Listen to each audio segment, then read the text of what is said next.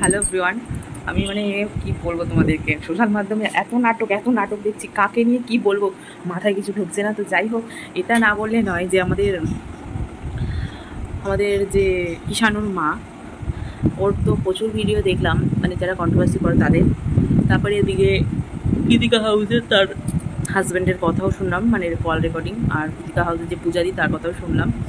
সে নিয়েও কী বলবো আর, এটাই বলতে পারি যে এত ভীষণ কষ্ট লাগছে। সত্যি কথা বলতে আমার ভীষণ খারাপ লাগছে, কষ্ট লাগছে। এটা একটা কি আমার খুব ভালো ভালো কিছু লাগছে না, খারাপই লাগছে। আর এদিকে আমাদের যে মেয়েটি মারা গেছে, তার যে স্বামী শ্রাদ্ধ, তার আর বউকে চিকিৎসা করেছে কি করেনি, তার থেকে মেন কথা হলো সে স্ট্রাইক দিতে ব্যস্ত।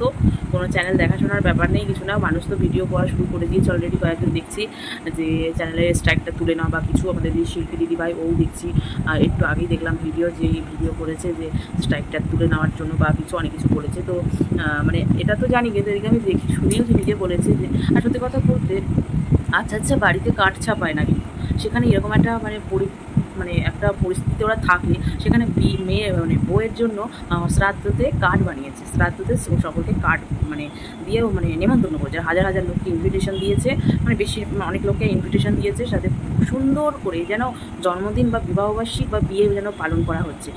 শ্রাদ্ধ হবে, ক্যামেরা করবে, তার জন্য লোক রাখা হয়েছে। বলছে আমি খুব সুন্দর করে তোমাদেরকে পরে এডিট করে শেয়ার করবো, সেদিন লাইভেই বলেছে যে শেয়ার করবো। আমি ক্যামেরাম্যান রেখেছি একটা, যাতে আমি তো সবসময় ব্যস্ত থাকবো, আমার পক্ষে সম্ভব না, তাই একটা ক্যামেরাম্যানকে জোগাড় করেছি যে সম্পূর্ণ ভিডিওটা শ্যুট করে নেবে, পরে এডিট করে তোমাদের সকলের সাথে শেয়ার করবো।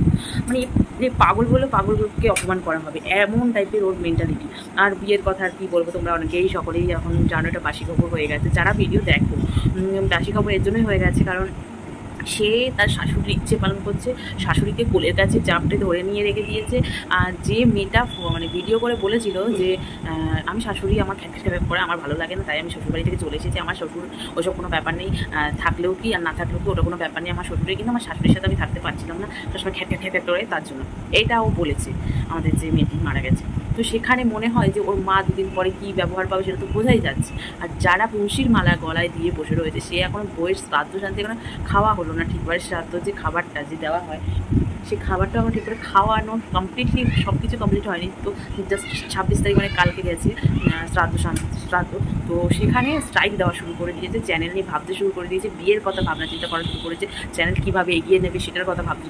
এর আদৌ বৌমরা যে শোক সেটা যে আছে কি নেই সেটা এখন বোঝা বড় দেয়। আমার তো মনে হয় মেয়েটির মায়ের যা শোক, অবভিয়াসলি সন্তান নেই, সেটা মায়ের সন্তান নেই, স্বামী নেই, কেউ নেই, একা হয়ে গেছে সম্পূর্ণ। তার শরীরটাও খুবই খারাপ, হাই তুলছে, ভিডিওর সামনে আসতে চাইছে না, কিন্তু লোক ওনাকেই দেখতে চাইছে না, ওনার মেয়ে।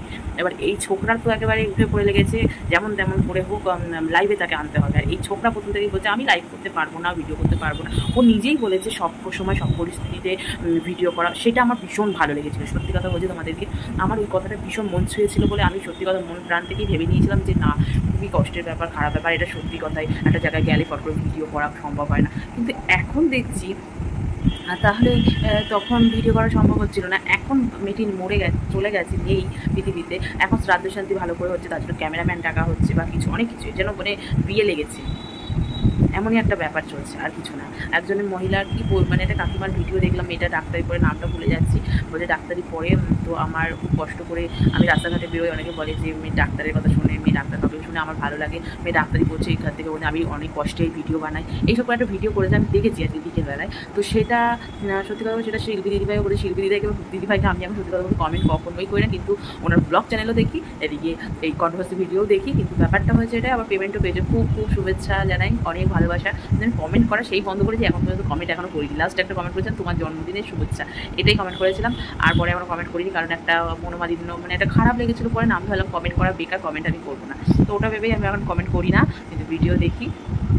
ওই নিপা কাকিমার ব্যাপারটা হওয়ার পর থেকে আমি আর দেখি না। এদিকে তো ম্যান্ডির মা বেশ এখন দেখছি একটু নরম প্রকৃতির হয়েই রয়েছে, আগে যেমন খ্যাচনাচ করতো সব কথাতেই একবারে হার্ট টেম্পার, সেই জিনিসটা অনেকটা কমে গেছে, অনেক ঝিমিয়ে গেছে ব্যাপারটা, আসল কথা এটাই।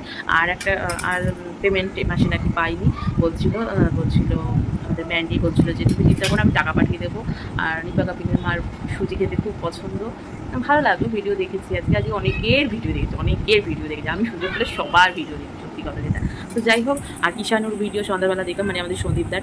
তো কিষানুর বেশ সন্ধ্যাবেলা আমি মানে ভিডিওটা দেখতে হাসি, কি ভালো লাগছিলো, ভীষণই ভালো লাগছিলো যে চ্যালেঞ্জটা করেছে আজকে, যে ফ্যামিলি গেম চ্যালেঞ্জ।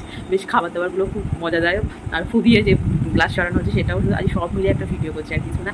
আমি এখন যাবো রুটি করতে, একটু লেট হয়ে গেল আজ, কারণ সন্ধ্যাবেলা ওটস খেয়েছে বর্মশের বাড়িতে এসে অফিস থেকে। আর আজ এই শনিবার ছুটি নেই, সামনে শনিবার ছুটি নেই, তারপরের শনিবার থেকে মানে 5টা শনিবার পরে 3টে শনিবার ছুটি থাকে। তো এই সপ্তাহ শনিবার কমপ্লিট হয়ে সামনে শনিবার অফিস আছে বর্মশের, তারপরে শনিবারগুলো ছুটি আছে আবার 3টে।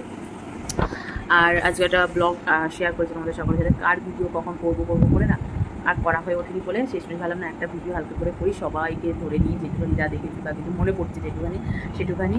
আর এটা বলবো এটাই যে আমাদের মেনলি যে মেয়ের আমাকে ফোকাস যেখানে দিতে হচ্ছে, মেয়েটি যে মারা গেছে তার যে স্বামীর কথা। কারণ আমি কটা ভিডিও শেয়ার করেছিলাম, কিন্তু ব্যাপারটা হয়েছে এডিট করি সেভাবে আমি মানে আমার চ্যানেল মনিটাইজেশন এখনও হয়নি, বিগত 4-5 বছর ধরে ভিডিও করি। 2021 থেকে এই চ্যানেলটায় ভিডিওটা দিলাম, এই চ্যানেলটা আমার 2021 থেকে।